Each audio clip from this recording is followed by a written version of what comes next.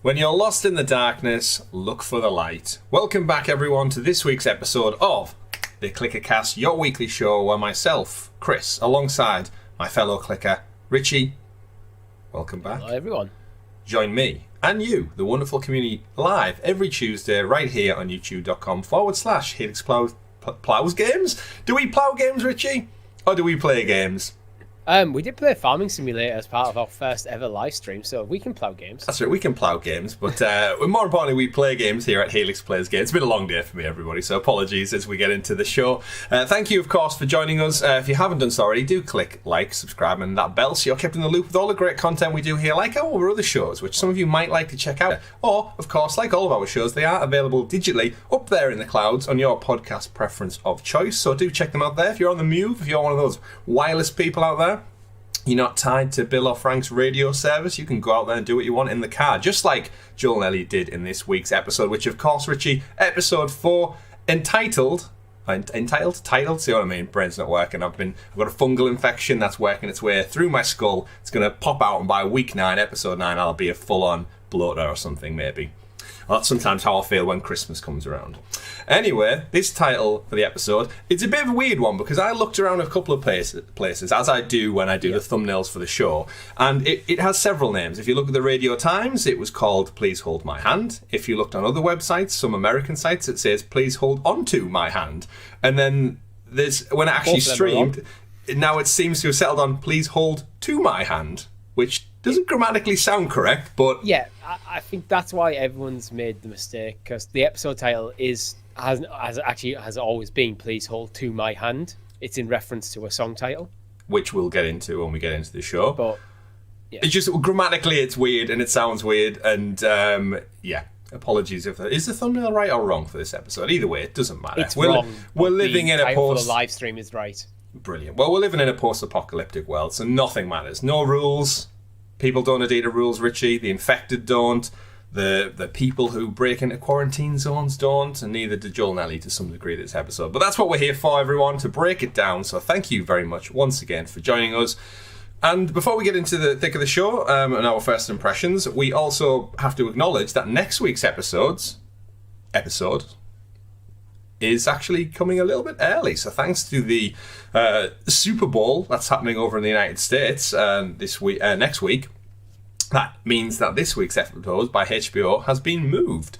So for those of you out there maybe thinking this episode was a little bit shorter, you wanted a longer one, or maybe like myself felt this was maybe a 1 out of 2 part episodic thing, which we'll drill into, then fear not, you don't have to wait much longer, because in fact... we're getting this episode over in the United States on Friday night, in fact. In the UK, we're getting it Saturday, 2 a.m. in the morning. So me and Richie thought, why not bring next week's episode a little bit earlier? So we're aiming to do this next week's episode of the ClickerCast, actually this same week, this coming Sunday. So don't worry, You're getting it early, you're not getting it late. But it gives us a chance to talk about it a little bit closer to the launch of the actual episode. We don't want you guys watching and then having to wait 3 whole days for us to break down and review it with you, the lovely audience. So fear not. It's also just a bit more convenient for both our schedules. It is, yeah. For our live streams and our other recordings, it works out quite well for us, in fact. So join us again Sunday. We'll clarify the time a bit closer to the time. But yes, cannot wait. Looking forward to get into it. And of course, seeing the follow-on from this week's episode in particular. Richie, let's get into it then. We've got a lovely audience out there. A couple of people joining us. Sedna, Lee Ellis as well in the chat, and amongst them we've got our wonderful Helix heroes, who are of course the fantastic people who support the channel that extra a little bit further by joining, as you can do down on YouTube below by clicking the link. And from as little as 99p you get access to some wonderful chats, emojis, specifically the Firefly emoji and the clicker emoji, which we do like dropping in there as well. I can see a couple of other people are joining us live. Jin as well, thank you very much for stopping in. And again, thank you to everyone. Thank you to everyone. This show's doing really, really well. It's a chance for me and Richie to stretch out there, explore the American West, and get into it. But Richie, let's get in the show. A little bit of a shorter show this week, but that doesn't mean we can't break it down in every granular detail for you, the viewing audience. First impressions for this show, this week's episode. What are your thoughts? I think it's the weakest episode we've had so far, to be honest. Mm-hmm. Why so? There was... I don't know. I think, especially coming off the back of episode 3, which was like just absolute top tier television. Mm-hmm. This did almost fell back to form, but then there's the stuff with like Kathleen and the Hunters. Just it didn't quite land for me yet. But I am also distinctly aware that we're still kind of halfway through this particular block of story, where every episode's almost had quite a self-contained field almost. Yeah. Like this episode, well, we're definitely halfway through what's happening in not Pittsburgh. Yeah, it's not Pittsburgh. They've rotated. God, my brain. You can almost see where it wants to say words, but it's not. It says entitled instead of titled. It says rotated instead of anyway. It's still a good episode. It's just for me the weakest one yet. I think the general consensus is that just purely because we've had such stellar episodes so far. Like, we opened with an absolute blockbuster introduction, then we had the follow-up where obviously we lost more characters, and then we had last week's explosive episode with Bill and Frank. But I do actually think upon second watch there's certain characters that we'll get into where I'm starting to see maybe the bigger picture of things and the story that's starting to be told. But I very much do feel, I mentioned it right at the beginning, this isn't just a solitary episode. I think that's where the cadence has changed a little bit for us, because we've seen characters pretty much die every single week, right? We've literally, we had Sarah, who we gave for our best performance week 1, we had Tess week 2, and then we had Bill and Frank last week. And every week we've had that major beat, and I think because this was not only a shorter episode in the runtime of only 50 minutes this week, I actually think that in our own minds, because of the cadence, it's kind of, we were expecting something maybe bigger to happen near the end of the episode, and it didn't, which makes you feel a little bit like, is nothing happening? Admit, I was expecting this to be a bit more action heavy than it was. Because of last week's slow burn. After last week, very much such emotional storytelling, I thought that we were just going to go, right, this episode, it's just going to be like just 45 minutes of almost relentless action. Yeah, we did see some action, of course, which we'll get into in the breakdown. But yeah, I can completely agree. And I do think because we're coming up on the halfway point of the series with episode 5 next week, this for me did feel like, I don't just call it a filler episode, because it definitely wasn't filler. We saw a lot of stuff happen. But I think in terms of contextually setting up maybe a bit more of the world, we saw a lot of that in terms of a different quarantine zone, in terms of some new characters introduced, because we always needed new characters, because we couldn't just hang out with Joel and Ellie for prolonged periods of time, because there's only so much they want to showcase. They want to drip feed that relationship so it grows naturally rather than just skip ahead. Actually, that we've got any like extended period of time of just Joel and Ellie so far. I'm in episode 4. Absolutely. Because episode 1 and 2 was very much Joel, Ellie, and Tess. Well, episode 1 was Ellie was barely in it. Episode 2 was Joel, Ellie, and Tess. Episode 3 was all Bill and Frank. So this is the first time we've actually really seen some actual development of Joel and Ellie's relationship, realistically. Yeah, I completely agree. If the end of last episode was kind of the starting point for when Joel kind of accepts that duty of care over Ellie, this is, over the course of this episode, their relationship is kind of redefined a bit. Again. Yeah, I think Joel's character, Pedro Pascal, I think he actually had more conversational pieces of dialogue in this week. Every episode prior, personality this week. Every prior episode, he's very much had like a one-line answer, or he shut the conversation down, and that's again a testament to his character growth. And we're going to no doubt see that as their relationship evolves. But yeah, it was very much this week. We saw him try and close down some conversations, and Ellie, by nature of them just being on their own for a long journey, kept chipping away at him and saying, "Tell me more, explain that to me." And she's always been inquisitive. He's breaking his rules. Yeah, but he's always kind of like just closed himself off to that. So it's interesting how that dynamic is shifting as well. And of course, we saw new characters, we saw new locations. Of course, if you haven't checked out the official Last of Us podcast hosted by Troy Baker and features the director and writers, worthwhile definitely doing. You get some really good insightful nuggets, which we do like to sprinkle in with this show because it is so beneficial to the backstory of the way the script was written and the adaptation was made. In terms of this week, they went really in depth in some of the character thought processes and maybe stuff that you won't see on screen, but what them as the creators wanted to kind of imply and instill into the narrative. And I think it does really, really add a lot of information that we don't see otherwise on camera. Lee in the chat points out as well, we didn't see a single infected in this week's episode. So it was. We might have heard of them. We might have seen something in which very, very divergent from the game, which we'll get into later in the breakdown. But yeah, interesting. So overall, Richie, I very much believe I'm with you, and it seems to be the live chat again here. Don and Jane, the rest of the crew, are kind of on the same pages as well. I think this was probably the weaker of the 4 episodes. It's a setup episode. I think next week's going to be, or this week is going to be the payoff. Yeah, Sunday, of course, when we go live, but Saturday if you're in the UK, and Friday if you're in the US. I don't think we've had official confirmation from other countries, so apologies out there if you're living in France. But yes, let's get into the breakdown, Richie, then, because we've got a lot to go into with this particular week's episode. I was almost going to do the news intro then, something like that, because we just kind of go straight into the breakdown. We don't have a segment. It's a special Stadia story segment. Yeah, we need to maybe think of one for that. 4 episodes in. But yeah, we usually have a rigmarole on every one of our other podcasts that go into it.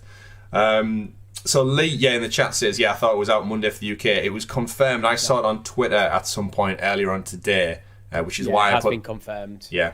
It was actually a PlayStation website doing their due diligence on a PlayStation IP, putting it out there. Yeah, so it has been confirmed over here. So it'll be 2 a.m. Saturday morning in the UK. So for the most of us, we'll just watch it Saturday when we wake up, the actual feeling fresh. Right then, Richie, let's get into it. Let's go into the breakdown. So we do it open again, we get the HBO noise, static, and then we go straight into the Last of Us theme, that fantastic introduction. Is it safe to say we're maybe away from the cold open flashbacks now? 2 episodes in a row, we've not had them? Possibly. I wouldn't be surprised if they come back if they needed to. I could almost see bits of the Left Behind DLC being just like a cold open flashback. That is a good point. Yeah, I could see that as a way of like slicing it into an episode without actually. It does feel like that could be like a pre-roll kind of thing.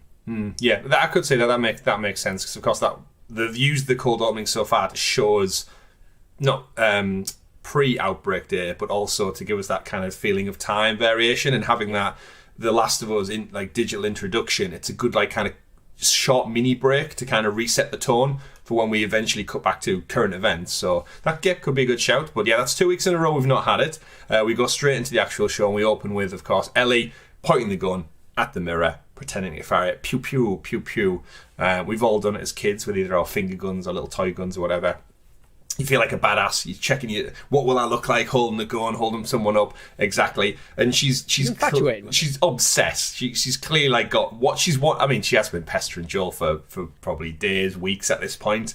Miles and miles traverse, and every time she sees one. I mean, last week there's a whole damn wall of guns, as she pointed out, and she still wasn't allowed one. But she did find one in Frank's drawer, so she does have a pistol. Joel doesn't know about it yet, so that again will play into why she's. I think she's in a men's bathroom, checking it out in the mirror, which I'm sure Joel just kind of lets her go do her stuff. Sniff. But yeah, she sniffs it. That is weird. Which again, I think when we've been describing her character for the last 3 weeks, we always hone in on she's clearly got some fascination with violence, and clearly that by proxy is weapons, killing machines in the form of guns, and she has a trusty knife, remember? We haven't seen much of it since the first episode, but she's kind of got this, as you said, infatuation with the gun and the thing, and sniffing it, kind of weird. There's this thing where it's like, because of the survival nature of what they're going through, it's almost like she like idolizes those who can use this kind of like epic levels of violence to survive. Like likes of Joel. Like that's why she seems to be warming up to Joel, because she sees like that he is like he'll do whatever it takes to survive, and that's kind of the nature of what they kind of need. Yeah, and Joel. It's almost like idolizing that people who are able to do that without fully maybe getting the consequence just yet. Yeah, and I think that goes a long way to thinking just about the general nature of survival and growing up in a quarantine zone and being familiar with weapons, but then seeing someone who knows how to use them. We've seen in previous weeks she's inquired a lot about. She doesn't really ask casual, oh, look at the weather, look at those trees. It is usually like, you've been shot at, did you shoot them back? Did you kill them? Did you hit them? Did you miss?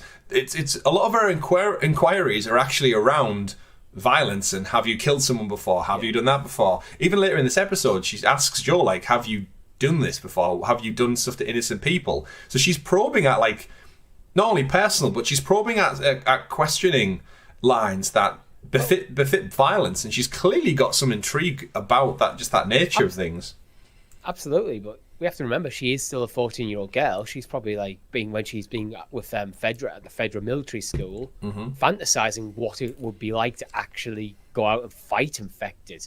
Yeah, like bear in mind, she grew up in this world. She grew up in the world after the outbreak, so like the infected is this kind of constant thing for her. So you could see how she might just be growing up, like, and going not fully get the level of danger there, and just go, I actually want to be this like kind of superhero person running around with a gun shooting infect clickers in the face. Yeah, and then she sees Joel as someone who's literally done it. Yeah, and if we take it to just even like real world today, like we haven't grown up in a world ravaged by an apocalypse, and yet when I was a kid, I had toy guns. I wanted a toy bow and arrow. We used to fight with swords all the time. And again, it's like, are humans just inherently violent? Most likely. But in terms of like you said, like obsessing over them, look at the game. The video game, Joel, and by proxy, other pretty much almost every video game has some form of violence in it, and we love it. We're here to lap it up. Like Joel in the game must kill a good 100, 200 plus people throughout an entire playthrough. Yeah. Obviously, he's not going to do that in the show because that would make it look crazy. Seeing him just murk people left, right, and centre. Well, that's something that said right from the off. Like they don't want to make the characters like superheroes. Mm-hmm. He's a 56-year-old man with bad knees and bad hearing as well, which we learned in this episode. But yeah, we push on a little bit. We see Joel siphoning gas, which I think was a really good nod to the game. So even though Bill and Frank's storyline was very, very different on last week's episode, we do get that regular nod to elements of it. And I still think there's parts from that part of the video game which will show up at later points in the show. But yeah, the siphon the gas, if nobody knows from the video games, is, yeah, just as they're about to leave Bill's town, he gives them a siphon hose and says, like, you'll be surprised how many cars have gas in them still.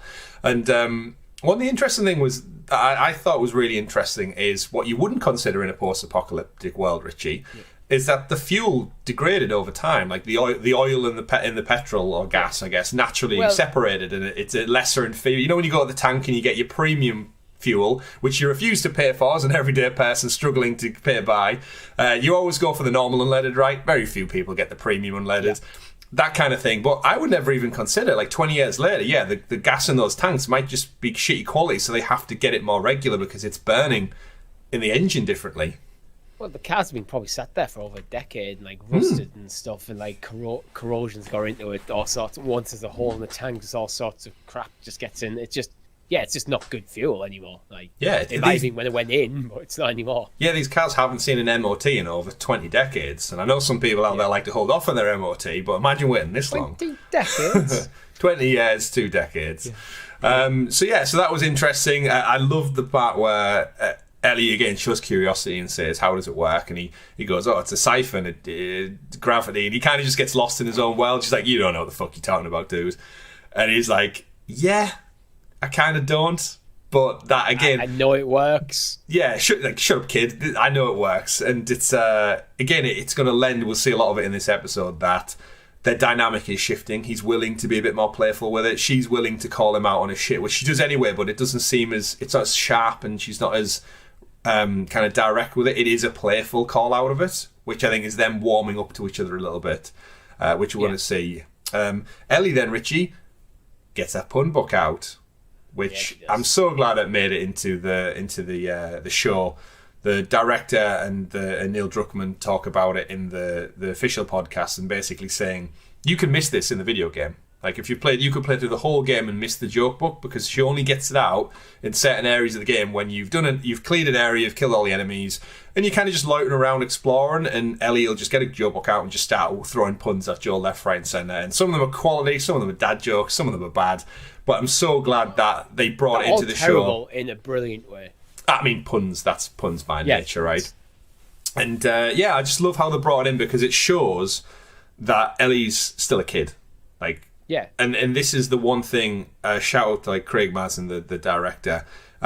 He put a terrific line. He said Ellie's at that age where he described it with all kids, like even in the real world now today. He described it as "fuck off, took me in" or something. And the description was kids who are that age where they're so independent, they so fiercely want their own kind of life and make their decisions, but they still want looking after. So fuck off, but tuck me in at the same time, because they still want to be looked after by the parents. They still want that leadership, that direction. And Ellie's kind of got that from Joel. She's looking up to him, but at the same time, she's still a kid. She laughs at jokes book. She's got a freaking gun, but at the same time, she's just being so like daft and funny and whimsical with a joke book and giving Joel shit about not knowing what he's talking about. And we'll see that throughout the episode. But yeah, I'm so glad the joke book made it in the game. The exact same one as well. The exact same one. Yeah, it's perfect. Where do we move on to then? We get into the car journey kind of picks up, and Ellie finds that Hank Williams cassette in the back, which this is where we get some direct lines lifted from the video game.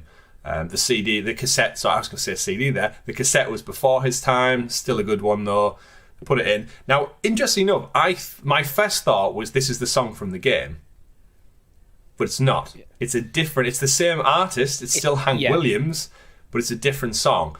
And the reason that it really confused me is it was the song they used in the E3 trailer. So it is from the scene in the car as they're driving through Pittsburgh, but it's from the trailer of this clip from the game. So both songs are featured over this element of the game, but one's in-game and one's in the trailer. So Hank Williams, two different songs, but again, they sound very, very similar. And that was, for me, that was just like utter video game bliss of, we're like almost one for one doing this scene right now, and they committed to it. Because their conversation kind of stays the same. We get a good little throwback to the car being Bill and Frank's. Some of the comedy, and they were never going to leave this scene out, right? They were never going to leave this scene out. Yeah. Ellie finds porn magazine. It's filled with loads of gay porn, which I'm sure Bill and Frank used in their private time, shall we say. Or maybe just Bill before he even met Frank. And she holds it up and she's like, I want to see what all the fuss is about. And Joel's like, this is like any parent's worst nightmare. Your kids actively talking or looking at, I'm sure, porn, and you trying to address it in a responsible adult manner without either laughing or being too shy or just not knowing what to say.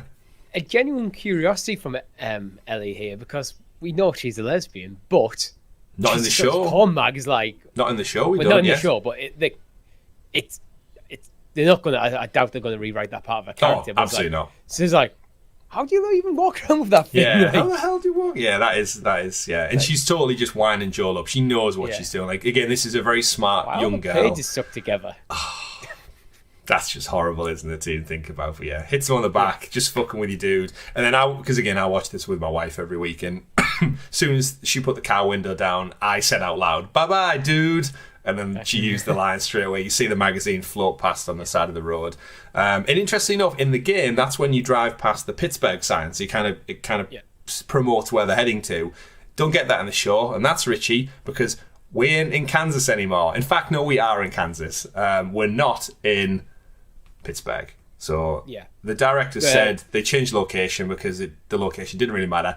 And weirdly enough, the reason they switched location was purely just because where they shot in Alberta, Canada, I think it was, the streets and the towns they were shooting in just looked a little bit more like Kansas than they did Pittsburgh. It was difficult for them to make it look like Pittsburgh, and they realised basically it being in Pittsburgh, which actually just wasn't important. Yeah, just another stop. And then this way, actually, all it does is it just moves them further along the journey a bit, but without actually impacting anything at all. Absolutely. So sorry if you're from Pittsburgh and you were looking forward to this. Being set in your city. Oh, we get to see it in all its glory. It's like, no, we didn't. Car journey continues. They go for a drive. They have a couple of bits of conversation. Joel talks a little bit more, but essentially he decides that we've had a day. We need to pull over. We need to do some camping. And this is again for just nitpicky things. Like, have you noticed when he pulls off the road to hide somewhere? You're literally leaving a trail of tyre marks right through a field directly to where you are. Not that they're going to be found that way, but it just made me chuckle.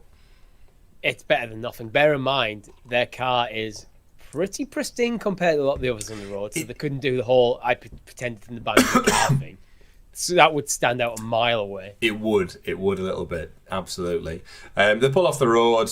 They get into some woods, so they go in there. They start eating some Chef Boyardee ravioli, which we don't have that in the UK. I don't believe. Like, I've heard of it mentioned a few times on some shows, but it's definitely a brand. We have ravioli, but not that brand. Yeah, we have actual ravioli. Yeah, we're not that detached from the real world.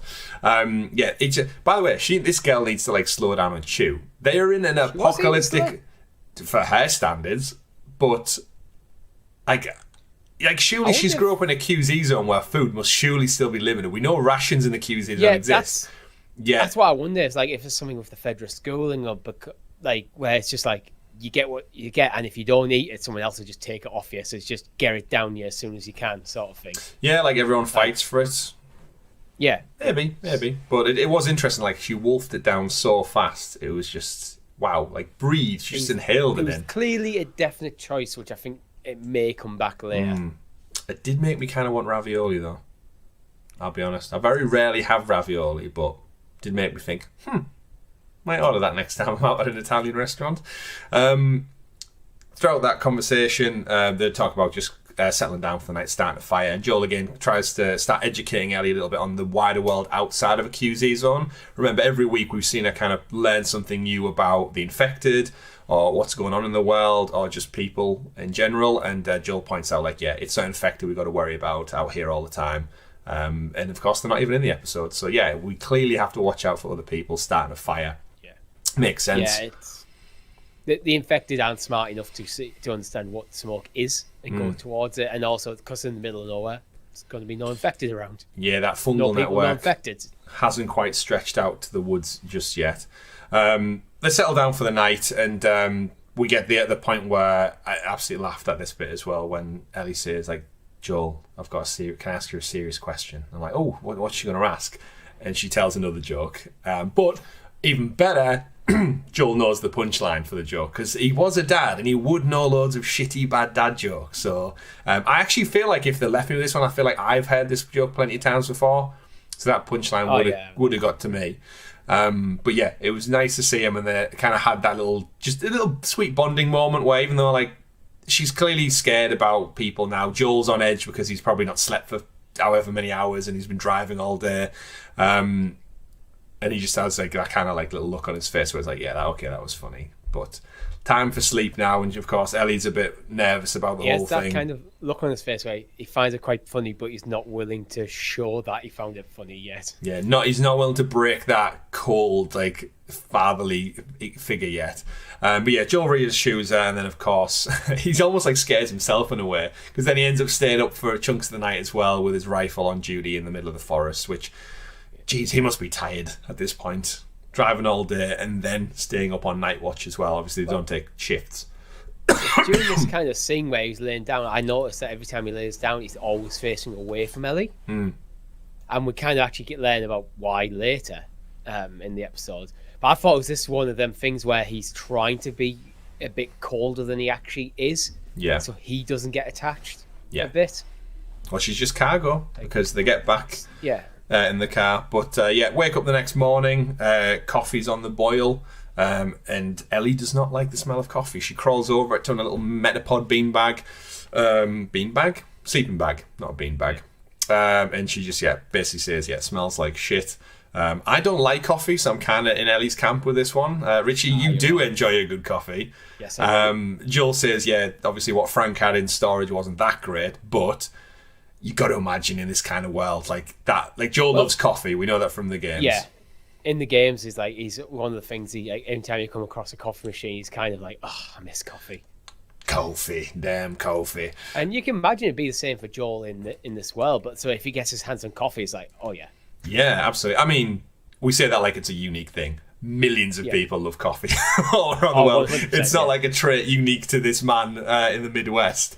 But I do think it's funny. And Ellie references Starbucks, get a sponsored shout out. Is this what the Starbucks at the QZ used to sell? Smells like burnt shit. And it's like, don't tell her how overpriced it was either. Imagine saying it would cost you 10 rations to get a Starbucks back in the day. Either way, they go on in the car. Joel's a bit playful with it. Joel, he takes a big noisy slurp after like... He's winding her up. He's absolutely winding her up. And again, he's buying into that, just like that playful fatherly banter I would imagine you'd have with a child, where if they don't like something, you rub it in their face and you go, oh, look, it's going to get you. So it's that kind of like funny behaviour that's starting to pop up. They keep going. Ellie shows more inquisitive nature, asking questions about Tommy. What's his name? What did he do? And this is where we kind of see Joel actually open up. He says, "Oh, it's a long story," and I think she looks at the map and goes, "Like, dude, we've got a 25-hour journey. Is it that long of a story?" So she calls him out on him trying to close the conversation down, which is where he genuinely is like, "I've got another option, but I guess to talk to you on this car journey." And it's nice because we see him talk about his brother for a little bit. We get a bit more insight into Tommy's history. So he's got a military background, which I'm sure is going to come in later on when it comes to defending things or attacking things. And it was just interesting to see because we don't get that much of Tommy's backstory in the game. So again, the show's really taken on itself to flesh out their relationship. Even though we haven't seen Tommy since episode 1, it's interesting to see Joel basically sees himself as very much the big brother. He's got himself into trouble. I have to go after him. As we saw in episode 1, remember Tommy was in prison and Joel had to go bail him out, and that's why he wasn't there with Sarah at the very beginning on Outbreak Day. It seems like this has been a trend throughout their life together, and at the end of the day, he is the older brother. Tommy's described as a trainer, so he fancies himself a bit of a hero. He joins causes. That's why he joined the army, because he wanted to be involved in Desert Storm. And it's always Joel seems to be always the one who's trying to get him out of it. That seems to be like the core of their relationship. Absolutely. Shout out to another video game while we're here, Conflict Desert Storm. Brilliant video game. Fantastic co-op as well. I think PS2, I'm going to say.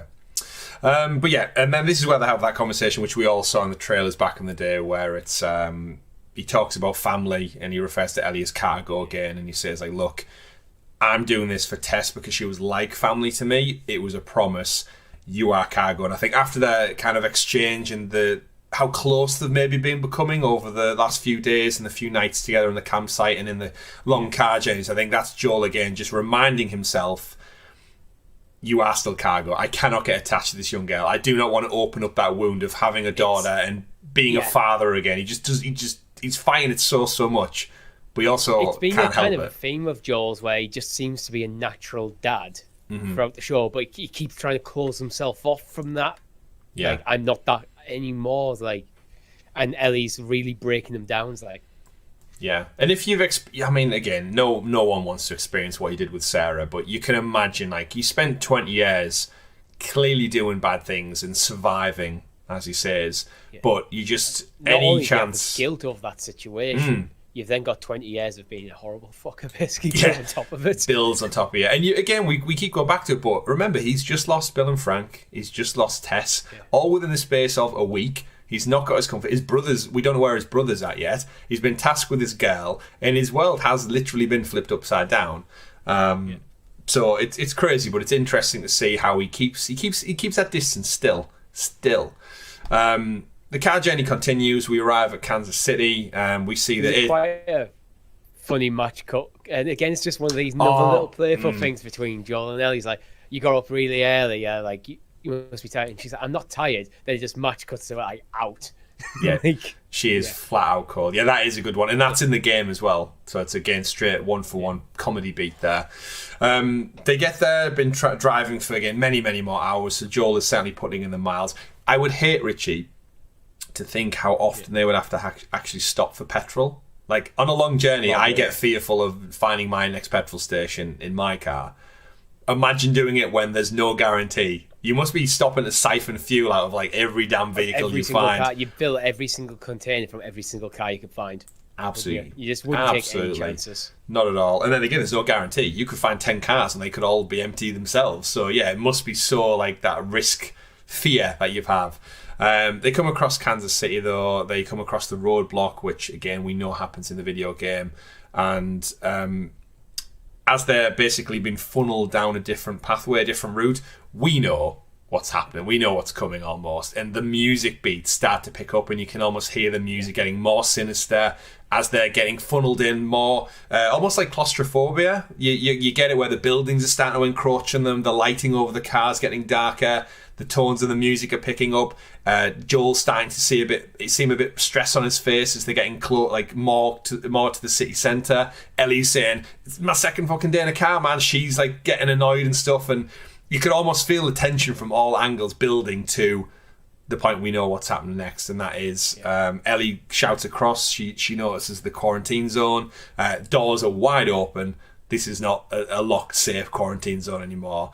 And this, Richie, is kind of when we realise, in the famous words of Admiral Akbar, it's a trap. It's a trap. The guy shows up, of course. Oh, help me. And straight from the game. Although Joel didn't say the line, which I was hoping, where he's like, he's not even hurt. And then he just goes, I think she says, are we going to help him? He just goes, no. And then, seatbelt on. No, seatbelt on now.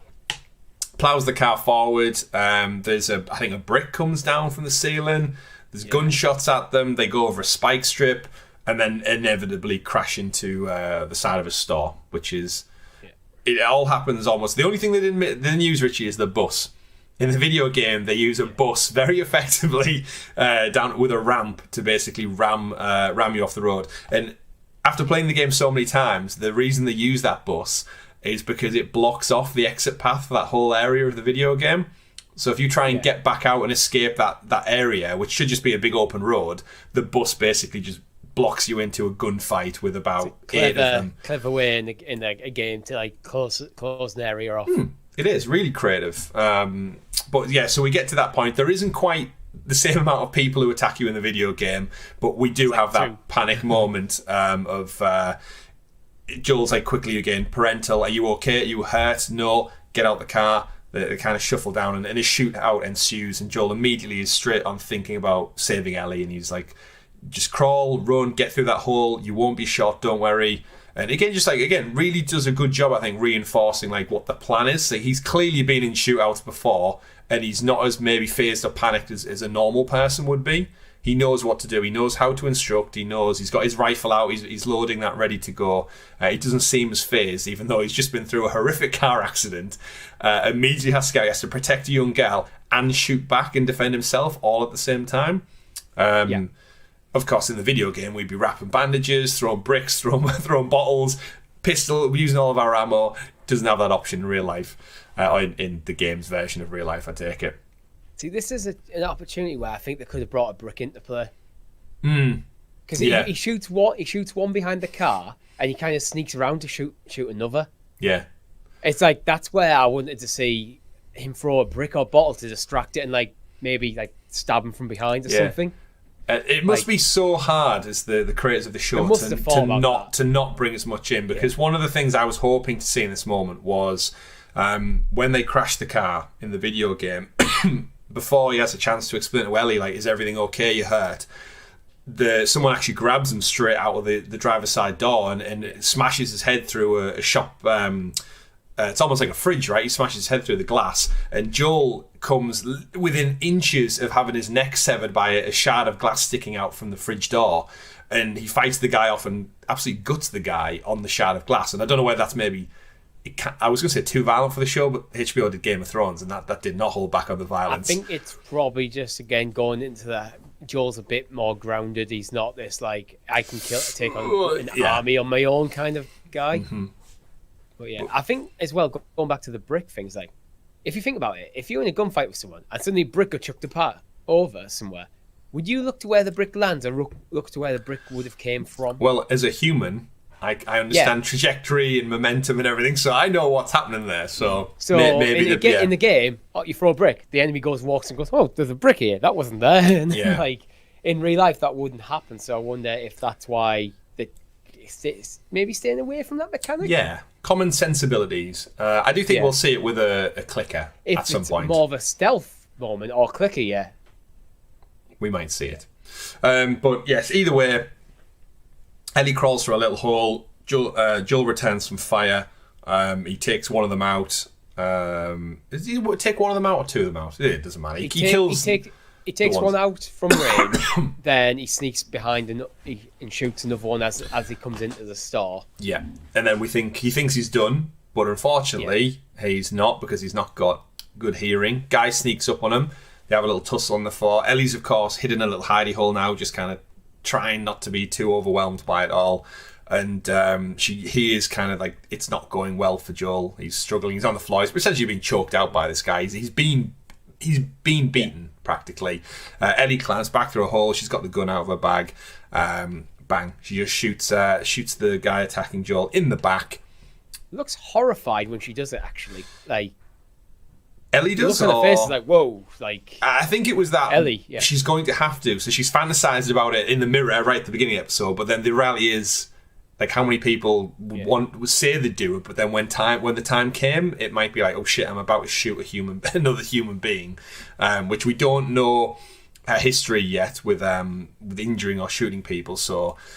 We won't dwell on that much, but yeah, so she shoots the guy in the back. Joel obviously gets free, trying to get his breath back. And this guy, who seemingly is a hunter-killer, who's obviously tried to catch them in this ambush, absolutely turns on a dime, Richie. This guy starts pleading his heart out. He's shouting for his mother. He tries to humanize himself by explaining that his name is Brian. He's like, I'm Brian. Like, we're friends now. We won't. I don't want to hurt you.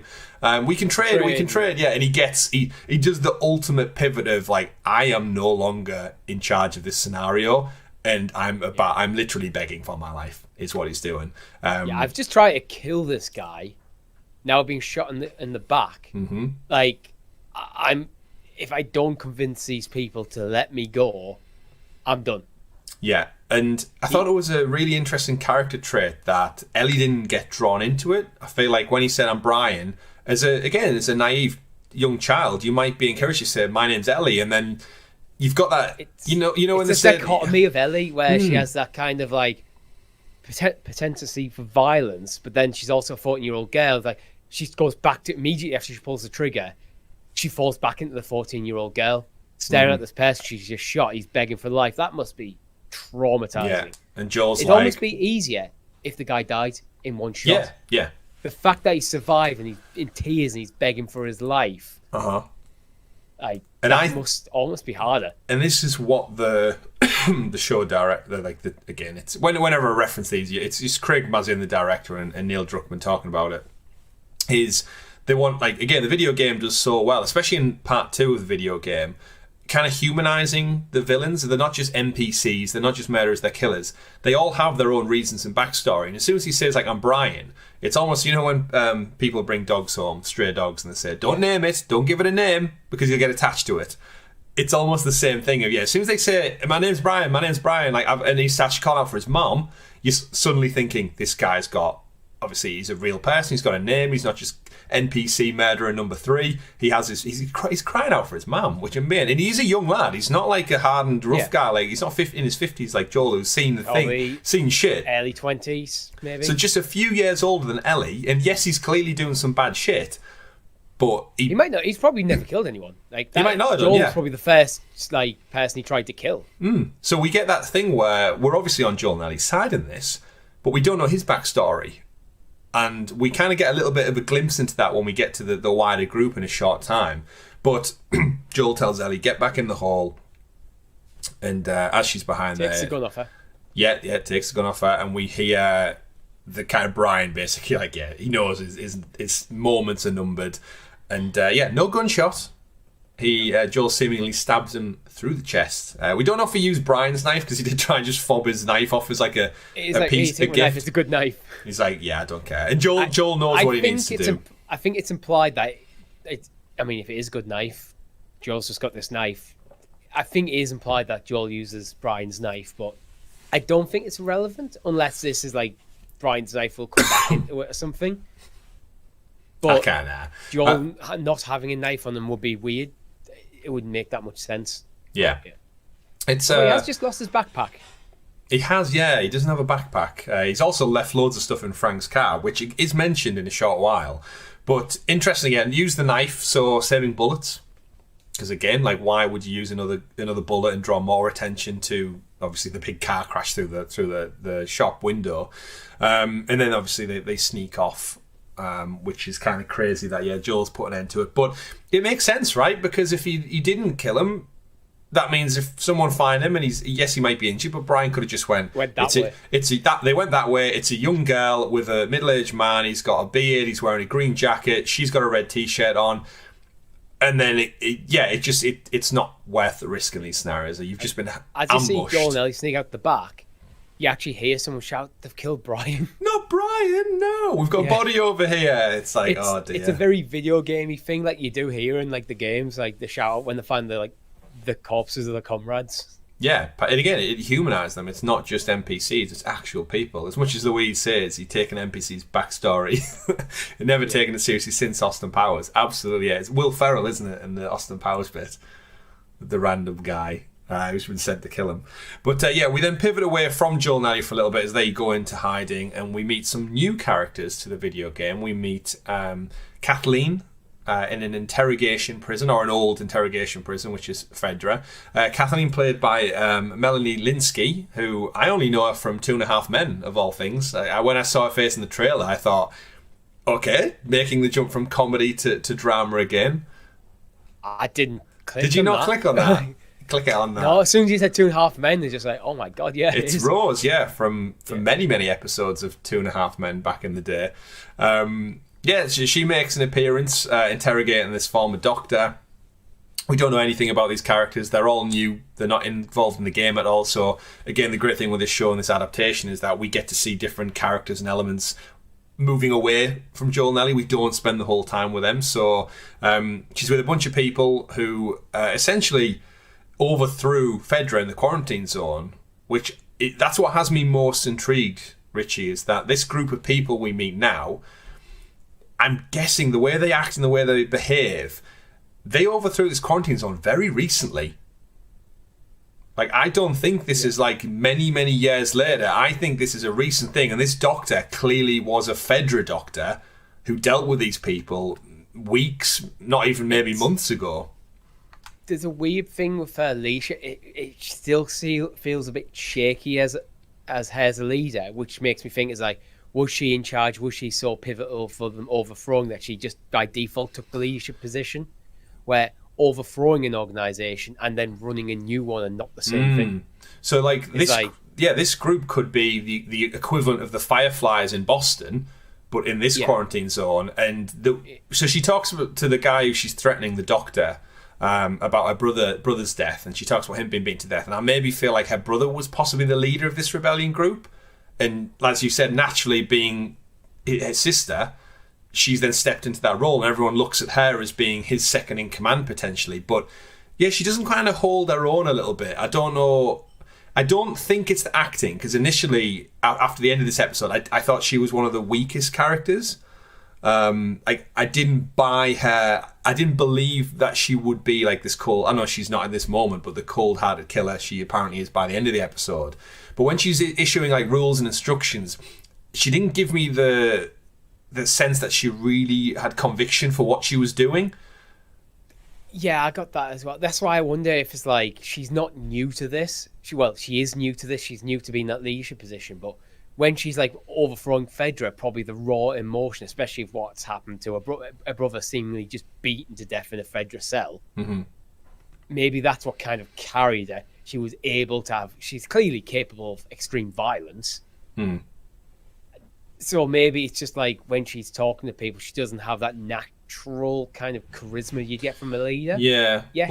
Well, the doctor kind of calls it out, doesn't he? He says, it's gone too far, this needs to stop. And she says, like, well, it's that now you're not safe. The rules have changed now. You're not the one dishing out the violence. And she puts a gun to his head and says, has she met the criteria for him to talk yet? So her interrogation is, have I satisfied the necessary conditions for you to talk yet? While she puts the gun to his head, and the doctor's like, you're not going to kill me.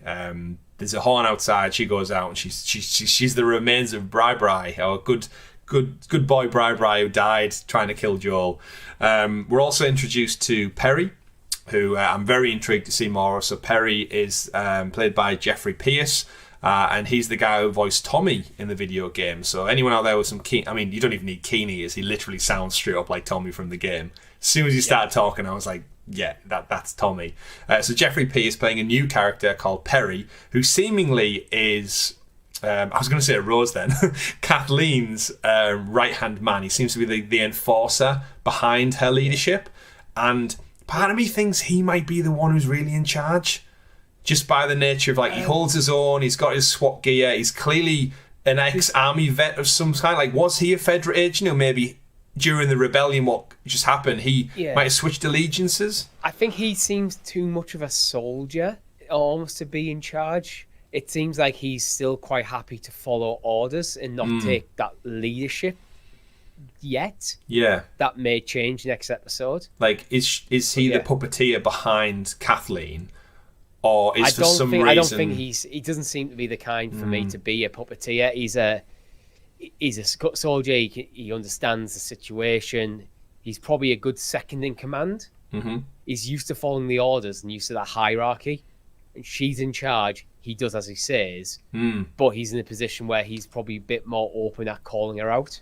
Yeah, I can see that. But it's interesting how these two characters, even by the end of the episode, there's something either with their dynamic or the group dynamic that I feel like I need to see more of to believe in it. And Neil and Craig said in the official podcast, they said that's how they wanted us to feel, which is, again, back to my overarching thoughts on this episode, is that I feel like this is a part 1 of 2.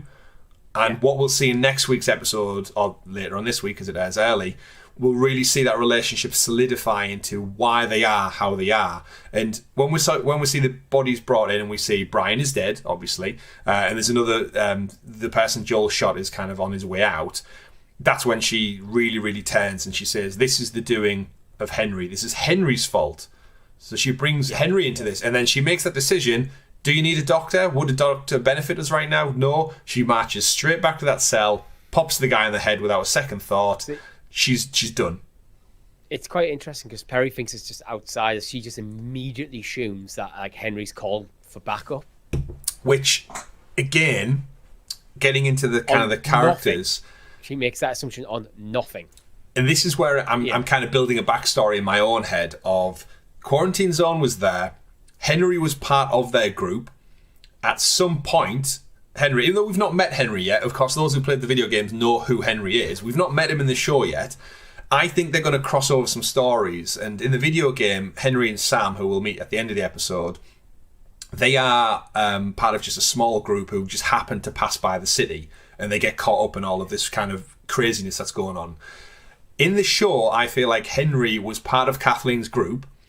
When the Fedra thing all popped off and they were trying to overtake the quarantine zone, he's betrayed them and maybe Kathleen's brother in some way because, not through sheer violence, to protect Sam. He's had an option of Sam's going to die or be in serious danger if you don't tell us where Kathleen is or where Kathleen's brother is. And like any brother, he's protecting his back to that theme of family and love. He's going to throw all his friends under the bus to protect his brother, Sam. And I think as much as Kathleen's clearly angry at Henry, she's blaming him for everything, I think his reasons will be justified because he's protecting his brother. Yeah. That is, I think you're right. His reasons are going to be, I did this to protect Sam. However, Kathleen's like... At the cost of... You turning basically to becoming a Fedra informant effectively led to my brother being killed. Yeah. And as soon as Fedra got hold of my brother, there was no mercy. Yeah. Because probably... he's been leading this band of rebels to overthrow them. So Fedra are going to be, they're not good. I mean, Bill straight up calls them Nazis, and it's like they're going to use whatever violence they need to keep everyone back in line. Yeah, and this goes back to again just the themes we talked about with Joel and Ellie. It was like nobody's the bad guy. So from Kathleen's point of view, her brother got killed by the people overrunning the quarantine zone. So Henry's just trying to protect his brother Sam from whatever threat he was under, which I'm guessing we'll hear more of next week. Joel and Ellie killed the ambushers who attacked them, but as we know, Brian and the other ambushers, they were trying to defend the quarantine zone from potential Fedra trying to take it back. So they actually ambushed Joel and Ellie thinking they might have been Fedra trying to retake the quarantine zone. And I think Perry's character... make an argument that Fedra, what they're doing is they're being very, very dogmatic, very like, get inside these walls, do as we say, to keep as many people alive as possible. There's be people in Fedra who believe this is the best way we can do this. Yeah. By like... an iron fist squashing almost. out people's freedoms. Yeah, it is straight up like... communist rules. There seems to be, in any sort of organisation like that, there's going to be some horrible people who float to the surface. But there's probably a lot of, like, the Fedra soldier we met in episode 1. Yeah. Doesn't seem like a bad guy. Sympathetic. We're all in this together kind of thing. And we see that in the real world in police forces all the time. We hear it. The police are there to enforce good and the law. And yet, how many times do you open the news and there's a bad story about police officers? Because you're going to get a couple of bad eggs in it anyway. Yeah. But back to what we were saying about... Perry, Jeffrey Pierce's character, when he talks about them, he thinks they're outsiders. He says they might be mercenaries hired by Fedra because when they looked at Joel and Ellie's car, he said it was filled up with gear and loot and weapons because they got all that from Frank and Bill. Yeah. But they don't know that. They just see a car coming back into the quarantine zone filled with weapons. They've lost three people on their team. So to them, Joel and Ellie could be anyone, maybe, and then this is where Kathleen defaults straight to, this is all Henry's fault. Henry. Whether it's Henry directly or Henry by proxy, she's putting all that anger directed towards Henry. Yeah, he's looked at what's the situation when I think these are outsiders because they're clearly not from here. They've came in a car we've never seen before. Yep. It's relatively clean. They've got tons of gear. Yeah. Are they here to probably resupply or back up? And Kathleen's like, that's Henry. Yeah. And again, back to the quarantine zones. Like, we know the quarantine zones exist. They don't know, when they've collapsed this quarantine zone and rebelled and took it over, what's to say a quarantine zone doesn't radio to the next quarantine zone and say, send reinforcements, and an army of 20, 30 people rocks up with tanks, weapons, bullets, armour, all the stuff they just fought to overthrow because they were oppressed or whatever. It makes for that really interesting dynamic where this world is fucked and everyone is just fighting for their own little groups of people and friends and family. And it doesn't go away. Everyone has their own backstory, which is really, really interesting. And I'm looking forward to see more of it. Because Kathleen actually pretty much straight up tells their mob to just go on the rampage.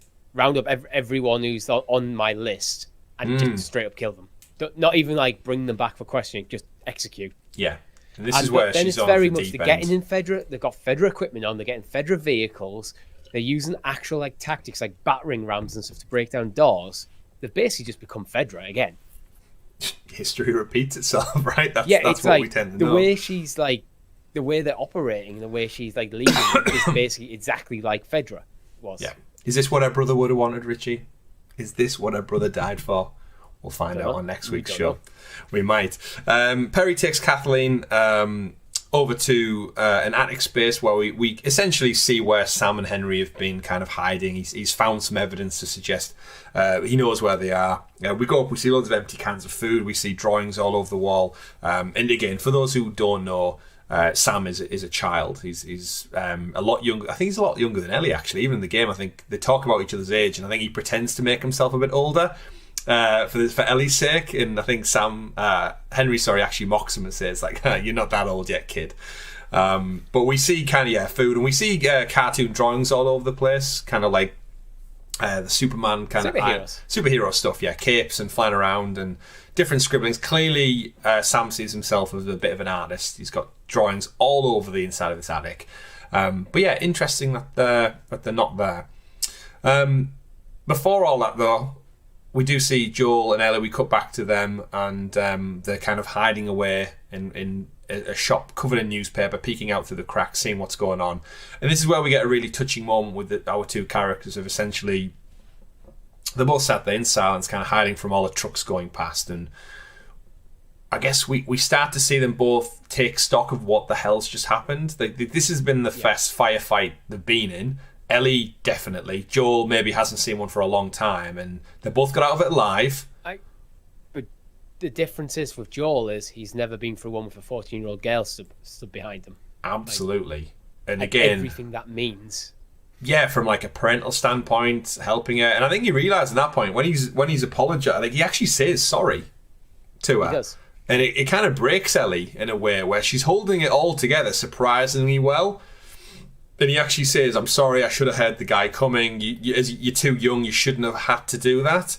And she actually reveals that it's not a first kill. Yeah, I think Joel has this thing where he sees it. He's probably seen Sarah in her. He's like, it's my job while she's under my care to protect her, not just physically, but also protect her innocence in almost a weird way. Like, she doesn't get a gun. It's why she's not allowed a gun. It's like, no, it's like, you stay out of any. There's going to be bad shit on the road. You stay out of it because that's how I am protecting you more than just physically. Yeah. Just emotionally as well. Like he's protecting her from everything. And again, that's probably why he doesn't want it. Like even we saw in episode 3, right, when they went past all the burnt pile of dead bodies, he wanted to go a different route just to stop her from having to see that, because you don't know what it does doesn't need to a young mind. Yeah, it's just like censorship in real life. Like The Last of Us an 18 rated game, Richie, or 15? There's a reason a 10-year-old can't go into the shops and buy The Last of Us for PlayStation, because there's certain elements of violence that we want to keep children away from. So yeah, we see that, and we get quite a touching moment where Joel kind of apologizes, and Ellie like lets out a few tears, and she's like, "Yeah, it's okay." He's quite angry at himself, actually. Oh, he's totally shouldering all the blame. There's a few moments where you see that, and this is actually the second time we see Ellie almost cry as well in this episode. Yeah, she kind of weeps. The first time is when she's behind the door and she hears Brian get killed. She can see like a few tears on her face. She's trying to pretend she's not. Yeah. I think that's why when soon Joel comes through, she's very pack up, let's go. Yeah. Probably because she doesn't want Joel to look at her. Like, she doesn't want to be seen vulnerable.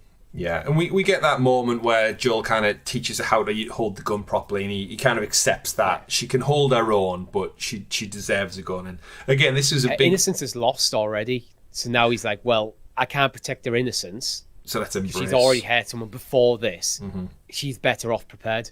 Yeah, absolutely. And again, that's the parent kind of knowing that they can only stay children for so long, I guess. And she's already 2 marks past that by killing 2 people, apparently.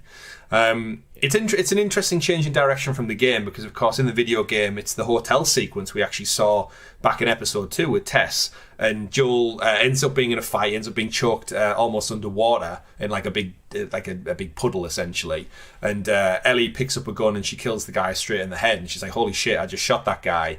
And they have the repercussions after, but Joel's a lot more closed off in the game. Like, he's angry that she tried to, basically she saved his life, but he takes a lot longer to come to terms with he should thank her for saving him, and she did the right thing. But it comes to a different crescendo in the game. So this is kind of that moment echoed here, I felt, where he does show how to use the gun, how to hold it properly, and basically just accepts her that, you are ready and I trust you. So again, just another one of them little parental beats to say, yes, I trust you. Like, just like parents and their kids will mess up and do dumb shit, but as a parent, you've got to at some point overcome it, and they've got to learn from their mistakes, right, and their doings.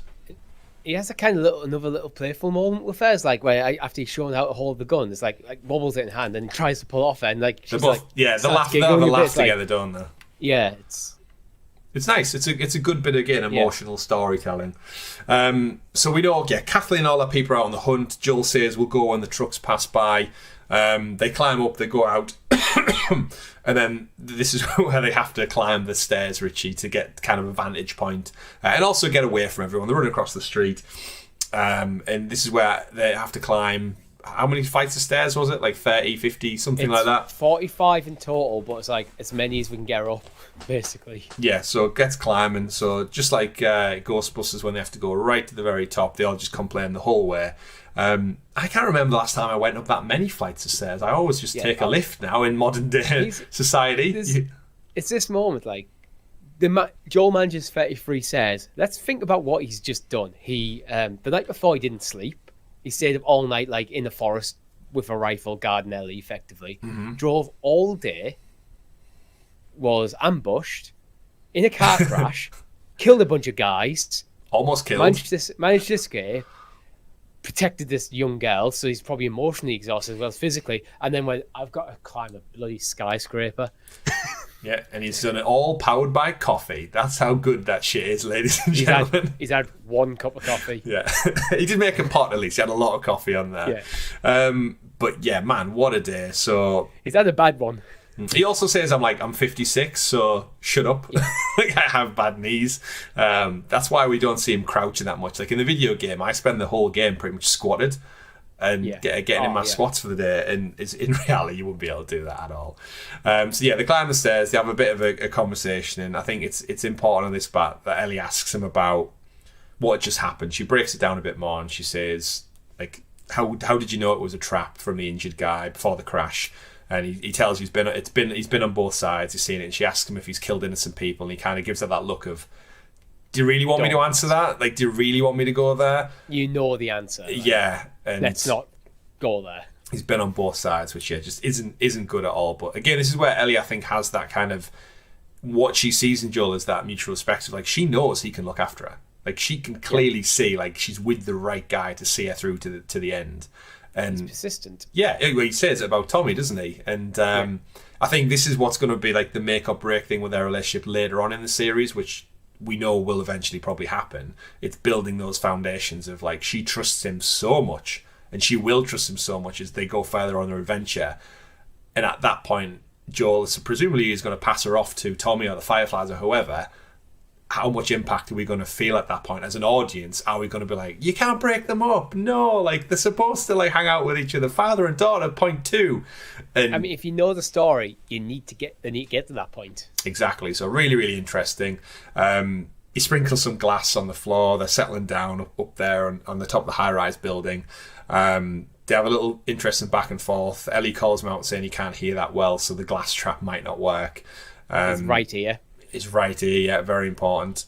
Which is where I mentioned earlier, where he always seems to be facing away from Ellie. He's always laying with his right ear down. Yeah. Every time we've seen him so far lay down, it's his left ear up, his good ear. He sleeps near the door. He says it's a glass trap where it makes noise. Ellie, again, trying to talk about things. He asks her about the person that she killed, and she says, interestingly enough, the first time Ellie doesn't want to talk.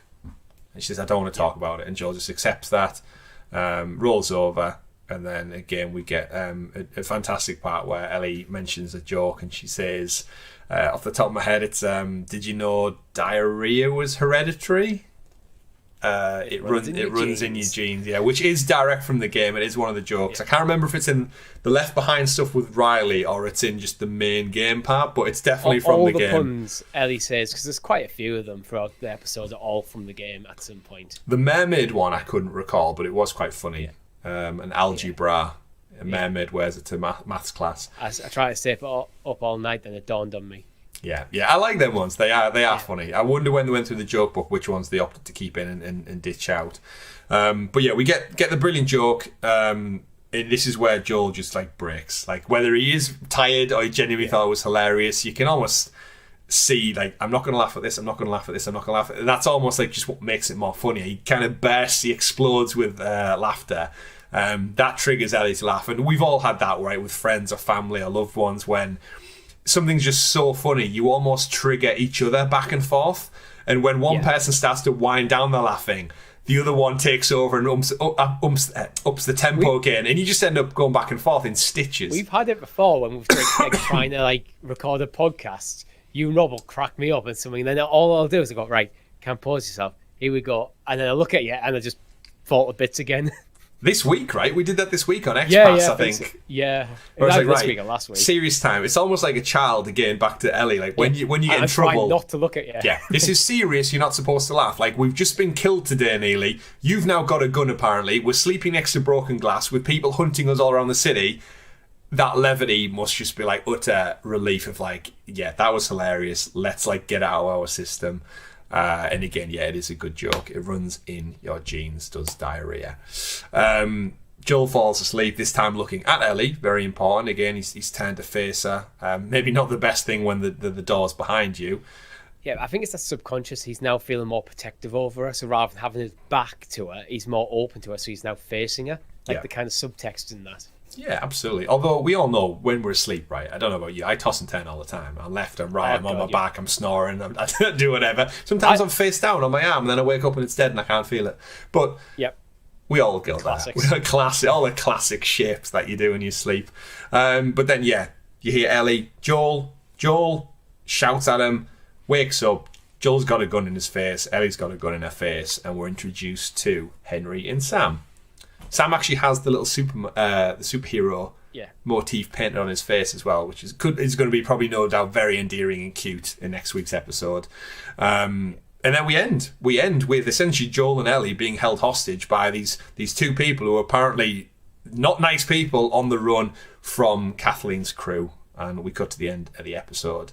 Obviously, we don't get to spend that long with Sam and Henry. From the video game, we know a lot about them. Well, I mean, we think we know a lot about them. I do feel like their story is going to be very, very different. I mentioned on a previous week's show, I think Sam is going to have he's going to bring in American Sign Language at some point. So I don't know if he's got a disability that Henry maybe has to adapt to, or it might create problems in a clicker-infected filled world if you can't vocalize things, maybe. We'll hear more. In fact, knowing sign language in a world when you sneak around past clickers might make things easier. You can communicate non-verbally. Absolutely, and I'd love to see Which is that what you want to do when I'd there's love to clickers see around. that played out next week. If that's how they kind of sneak around so stealthy, how they move around without being caught is, like you said, because they can move without making a noise.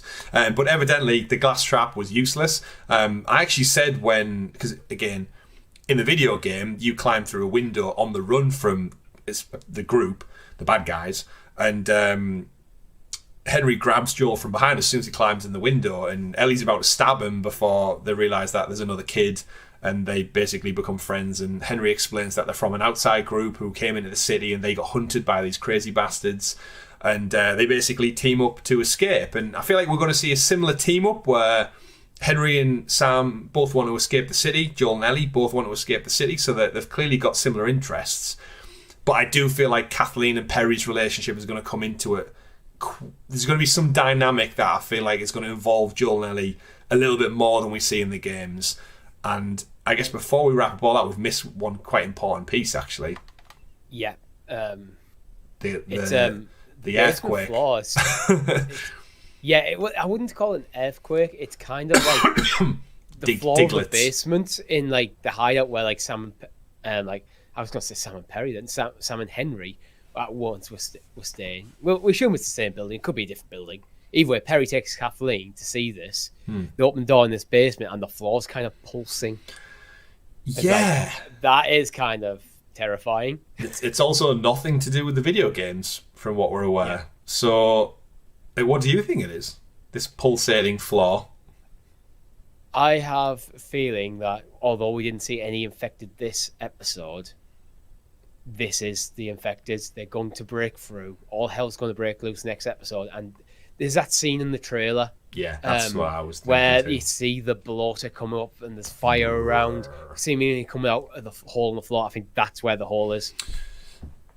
But I completely agree. I think that's what my thought process is. There's going to be some kind of outbreak next week where there's going to be chaos everywhere, people getting killed left, right, and centre. And the interesting thing though is Kathleen, no interest in dealing with it right now. Yeah, she's like, just lock the door, she's Perry. So laser focused on finding Henry, nothing else matters to her. And I think that will come back to play. It should come back and bite her on the ass, because what a foolish thing to overlook. Yeah, an entire groundswell of concrete. When she gives the order, Perry, just lock the place up, we'll deal with it later, don't tell anyone about it. You kind of see Perry kind of do the whole thing, like, I know you're making the wrong decision, but I'm a soldier, I will follow orders. Even though it's a dumbass decision. And I think this is going to be the critical decision she makes. That basically probably leads to her own downfall in the next episode. Yeah.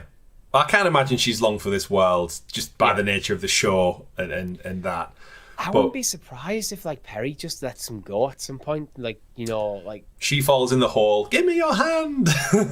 He tries to save her because he really loves her, and then some bloater drags her into the hole. She should have sorted out this Perry week. lets like Henry and Sam go. He has the opportunity, to take them out, but decides not to because he just sees Kathleen as just basically a lost cause. Too far gone. Maybe. Of course, it'll be very interesting for the show because there's no telling of that in the video game. We don't know if infected dig tunnels or the blood. We know they reside in dark places and stuff. You've got the strands going underground. Mm-hmm. But it's just the groundswell. It seems to causing it. Well, I was just thinking the roots almost. Yeah. The mycelia underground, and it seems to react to their presence a bit. But we've seen the little roots come out from the ground before and into the fingernails. But if this is bigger, if it's been longer there. Yeah, this kind of network thing, is it building tunnels, is it expanding to new areas, and can it sense there's potential food nearby, I guess? Or not hosts, I guess, more than food. But it's an interesting take. I'm hoping it pays off, because it's an odd pivot direction from what we see. Again, this could exist in the video games, we just never see it during Joel and Ellie's adventure. But interesting take. We'll no doubt see more about that next week, as I think this episode, again, being shorter and what happens in it, no one dies at the end other than poor Brian. And Brian's mate too. And the doctor, but again, unnamed people we don't really care about. NPCs. But then, we kind of... I was left wanting more from this episode, and I could have done with... When it wrapped up, I thought, this could have been like another 20-30 minutes of telling the stories of these characters, give me a bit more context for Kathleen and Perry and why I should care about them.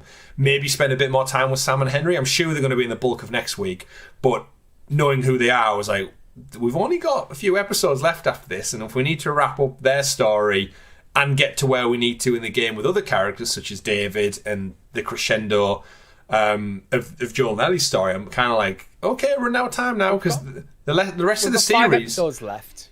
Mm-hmm. The rest of the series is about 50 minutes a pop per episode, though, so we've got no long ones left in the tank. Yeah, I think this Kansas City is going to be resolved next week. I would say I think so too. we'll see Ellie and Joel leave Kansas City and everything that means. And then we've got basically 4 episodes left. And so they've got to probably almost immediately cut to like Tommy. Yeah, but then David's quite a big story arc. And then they've got the Left Behind kind of Ellie flashback stuff, which we know is in the show. There's 3 episodes if you just do 1 episode a piece, and then you got Fireflies at the end. I guess my worry is this whole setup with Kathleen and Perry. It's taking too much time. Is it not only that, but is it going to lessen the impact of David and his crew? Because you've essentially got like an antagonist in Kathleen, even though we know she might not be that actually much of a bad guy. But then, like, it's almost like a mini boss before the next boss. But having them so close together episodically, are they going to be too similar? Like, are you going to be able to spend the time to hate them enough so when Joel and Ellie are the people we like and naturally overcome them? Is it going to be satisfying enough, or is Kathleen just going to be another throwaway person who, by episode 6, we just don't give a shit about anything she did or was about? In which case, you could almost have just condensed these 2 episodes potentially just down to 1 longer episode and bring like Sam and Henry in a bit earlier and just cut Kathleen as a character. Exactly. It's like, I know why. I think her character is important because it's trying to humanise the hunters a bit. Yeah. They're surviving for their own reasons. We just haven't seen their full really story. This episode, I think we need the full context of the show to kind of go, okay, is this a good or bad decision? Because this is why I said at the start, I have mixed feelings about Kathleen. It's like, if everything else from this point onwards is absolutely perfect, I have no issue with it. Fine, it's good. She's not a bad character or in any stretch of imagination. The only thing I have is it feels like this is like now taking away from things that they could do elsewhere. Because the whole, like, if they do Left Behind DLC with the whole Ellie flashback and how Ellie gets bitten, that's an entire episode. Yeah. Straight away. David could be an entire episode. Like, more than one. More than one, yeah. There's stuff with Tommy, like, there's maybe a couple of episodes in there if you wanted to. Then they got like, and the stuff like really at the end of the game, like. We've got the factions multiplayer as well to get into. But realistically, I think we need to give credit where credit's due to Neil and Craig. They're setting this up for a reason. They know what they're doing, and I trust the payoff will be fantastic next week. After everything we've seen so far, completely trust them with it. Part of me does think we might have had a bit of a red herring in the marketing, though. I don't think season 1 is going to be the full game. I hope not, actually. Yeah, the pacing of it, I'd rather they ended earlier in the game, and when we get season 2, it picks like it doesn't need to be a cut and dry full stop and start. Like, they could end somewhere around David's storyline, or maybe catching up with Tommy, and Tommy and David have overlapped. That's where I was thinking. Yeah, that's where I was thinking is like Tommy could be a good endpoint, because ever since like we remake Joel after the outbreak, his whole thing has been trying to get to Tommy. So finishing season 1 with them getting to Tommy, and then season 2 you can actually pad out this like later in the later areas of the game a bit more. What if we catch up with Tommy and David's killed him already? I don't think they do that. Or something worse, potentially. Tommy's on David's side, David's on Tommy's side. Again, it doesn't feel right. It doesn't, but depending if they want to make David to be like, again, it's all what we'll get into when I guess the shows come around. But I'm just thinking like how they can diverge, and the way I don't want them to feel rushed to do this, but obviously we know the season 2 was greenlit, so it's happening. But did they secretly know behind the scenes it was going to be greenlit before? Like once they got episode 1 and 2 maybe in the bag and they knew it was going to be a good thing. Yeah, I think they will have knew, but we won't digress into that here. We'll round out this show with our typical awards of the week. Now, interesting enough, Richie, no one died this episode, so we can talk about what's to expect. Same with the look ahead to next week. I can't remember them showing that much from the look ahead. I don't remember if I watched it or not. They did show a bit. It's not a lot. It just looks like more chaos. The more like riots in the streets. I think the bloater is in it. Oh yeah, it was just more like kind of action. And it's just random like explosion, bit of violence here, searching through a building. We did see the clip where they seemingly go into Ish's sewer, which I think might be a nice bit of storytelling. I don't think we're going to meet Ish, unfortunately. I think anyone who likes the game, you missed that out. But yeah, it looks like a lot of just a random cuts, which is telling they don't want to give away any of the story, which again, I think Jin in the chat says, I hope this was a build-up for a spectacular episode 5. Yeah. And I think the fact that they're not even giving anything away in the trailer suggests there's going to be a lot of stuff that bubbles to the surface, especially if it is just whatever is under the surface in episode 4. Performance of the week, Richie. Chat, let us know your performance of the week. We traditionally tend to give it to the person who died. So, Brian? Yep, Brian totally. No, Brian steals it this week. Who's your money on this week for your performance of the week? You know what? It's either going to be Pedro or Bella. Oh. Who are you leaning towards? I'm leaning towards Bella, actually.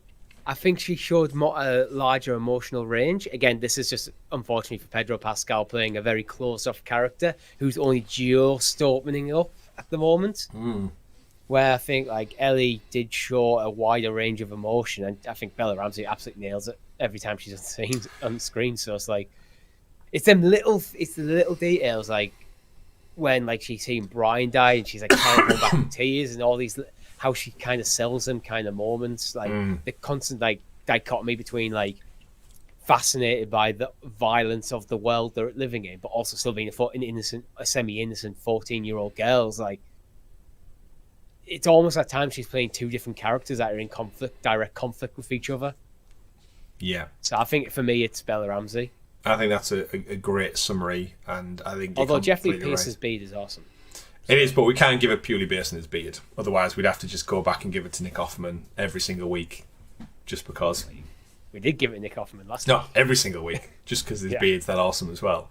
But yeah, performance of the week, I think Bella Ramsey, she takes it. It probably won't be her last, I'm guessing, the way the whole series has been praised so far by journalists. But yeah, get it noted down. Louise in the chat says Brian could be performance of the week, but my condolences go to Brian's mum. She's just got some terrible news. Yeah, maybe next week we'll see that. Yeah. Brian, fantastic performance. It was, yeah. We joke, but yeah, his actual element of turning around, but it was short-lived, just like his character, unfortunately. So he doesn't quite get it this week. So Bella Ramsey, you claim your first title here on the ClickerCast. Congratulations. Moving on to our moment of the week, Richie. What part stood out this week that made you go, oh yeah, give me some of that? Again, I think isn't a single stand. It's like episode 2 again, where there wasn't that really. It's quite hard to nail down like this a standout moment. With episode 3, it was the Bill and Frank. I like love me the way I want you to moment. Like, go make me some toast. Yeah, There's a lot of kind of sitting around in a car in this episode, which I think that's why the episode felt quite slow, because portraying sitting in a car. Ironically, they're going faster than they ever have. Yeah, but portraying two characters sat in a car, you're not seeing that. Even though we saw loads of beautiful scenery, which we never even touched on, like going through like a ravaged world en route to Kansas. It does almost optically make it feel a bit slower, because we're not really doing much other than just sitting and talking. Kind of cheat instead of picking a single moment. It's like kind of the moments between Joel and Ellie where you see them across the episode get closer and closer and like be a bit like more comfortable around each other, like soften towards each other, that are just sprinkled out throughout the entire episode. Because there isn't like a single scene where that you see a massive pivot in the relationship, it is these little things throughout the episode. So the nature of their relationship is different at the end than it is at the start of the episode. So you want moments of the week, just collectively, all of their little interactions. Just all these little interactions between Joel and Ellie, because I don't think there was, for me, a single, like, maybe Kathleen, like, interrogating the doctor. Yeah. But again, I thought it was a great scene, but I have mixed feelings about Kathleen. And as I said earlier, it depends on where the show goes, like when we get full context for her character. Yeah. No, I'm willing to stretch the rules on this week, Richie, for that one as well. Yeah, moments of the week, collectively them. Yeah. Which, again, I don't think the end would have landed so funny with them bursting out laughing if we hadn't had all the prior moments. So, yeah, we'll give it to that one. Yeah. And final thing, of course, is because this is an adaptation of a phenomenal video game, an absolute masterpiece from Naughty Dog, best game adaptation of the week. What moment in this week's episode, Richie, and the chat, was your best video game adaptation on this week's episode? How do you even walk around with that thing? No, I joke, but actually, it is probably the scene where, like, they get into, I was going to say Pittsburgh, then they get into Kansas City and the traps get sprung. That kind of sequence. Yeah. It wasn't one for one. The crash. It's not, but it was faithful enough that, I think the build-up of the tension that we described earlier on and the actual play out of it was the same guy asking for help. It was the put on your seatbelt. It was the crash through the store, the fight that ensued after it. There's a few small moments. There's like Joel boosting Ellie through a window and then like getting annoyed when he's like, Ellie, and she's just ignoring him and just then opens the door casually. It's like that's kind of straight from the game. Like, these kind of littler moments. Yeah. Ellie moving like a cabinet so Joel can get in. These are like kind of the little things that happen throughout the game that they're just going to get. I think again, these are just getting sprinkled in. Yeah. So it's like one of them when you see them. That's taken from the game. That's a game mechanic right there. Joel press triangle. Yeah, yeah, triangle, absolutely. He didn't scavenge the car though. That would have been the first thing I did. Take everything out of the car. But yeah, I think I'd agree with that one as well. I think you would have at least grabbed his backpack. Take a second, grab his backpack before he goes. Just a couple of tins of that Chef Boyardee ravioli. Clearly was good enough to die for. But yeah, I think best game adaptation of this week is definitely when the trap was sprung in Kansas, not Pittsburgh.